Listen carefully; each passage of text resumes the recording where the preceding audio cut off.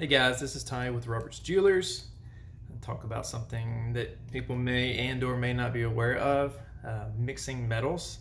And we aren't just talking about the color of a piece of metal or color of gold. We're talking about the type. So if you have 10 karat, 14, 18, etc., all the way up to 24, as almost anyone would know, what happens when those come into contact with each other. You have, say, 10 karat one, 14 karat another. You want to wear those rings or bands together. What is going to happen over time?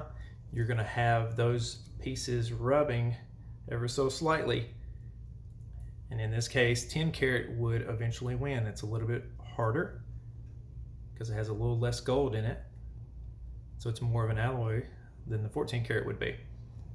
So eventually you're going to lose either a prong or part of your channel, or just flat out wear it down thin. Same thing goes when you have an engagement ring.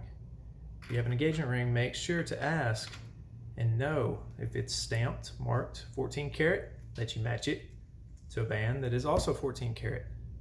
So try not to mix those together where they're gonna rub each other. I do not have a pendant to show with the chain.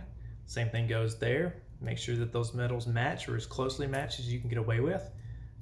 Not that you can't do it, and some people will mix their metal types together, and it can work for a short period of time, but eventually you are going to have some damage from the rubbing of them together. One way to try to negate that is to solder them together, where they would actually, your jeweler would go in and solder all of your seams as a singular whole piece.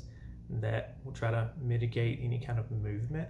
So it's just something to keep in mind, something we wanted to bring up and let people know that you want to think about. We try to be conscious of it for sure here before we ever sell any particular piece of jewelry. Thanks, guys.